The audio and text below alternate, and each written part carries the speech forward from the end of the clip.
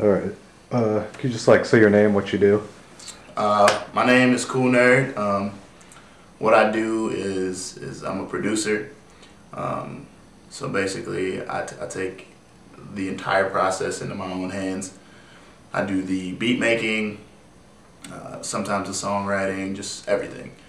Um, I begin to think of myself more as a musician more than a producer, just because I play guitar, I play bass, and pretty much am just well-rounded. But a producer just makes a beat, and basically his job is to make the artist that I'm working with sound as best as they can.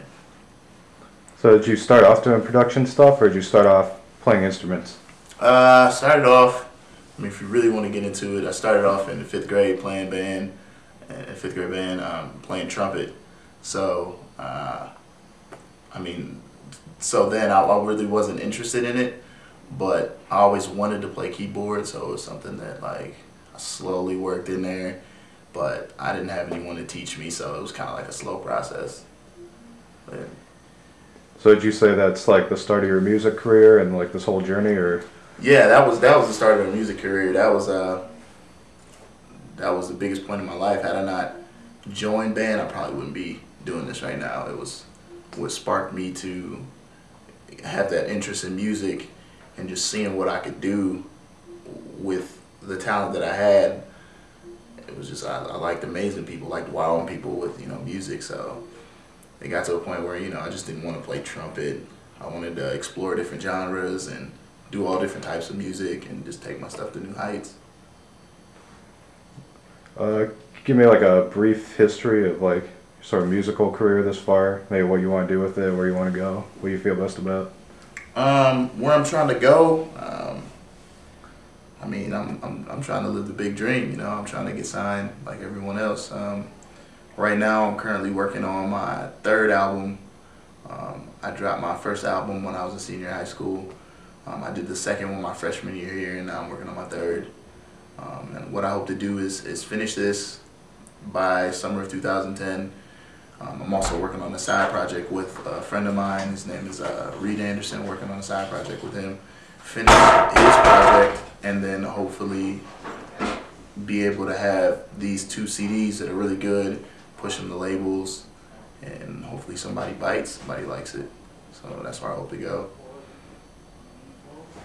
Do you ever struggle with the thought of maybe like, you might have to not do it, you might have to give it up?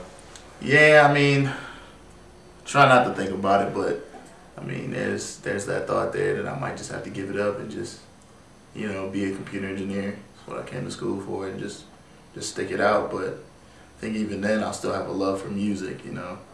It's a big part of me. So even if I don't get signed, I'm hoping that I can still keep it in my life. Not everybody is gonna get signed. I mean, it's not enough spots for that. I don't think everybody's good enough to get signed. But my theory, and it's not to bash anybody, but if people like Soulja Boy and VIC, all these guys can get signed, doing what most consider garbage, then I'm pretty sure I can. So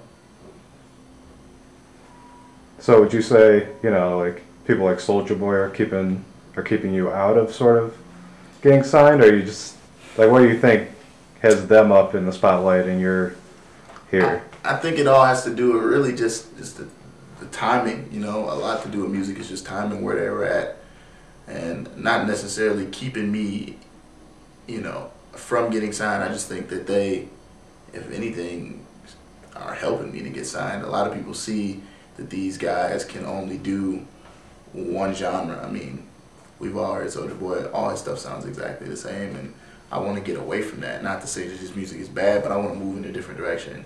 And you see a lot of artists coming out now, people like Kid Cudi, Drake, B.O.B., where guys can rap and sing.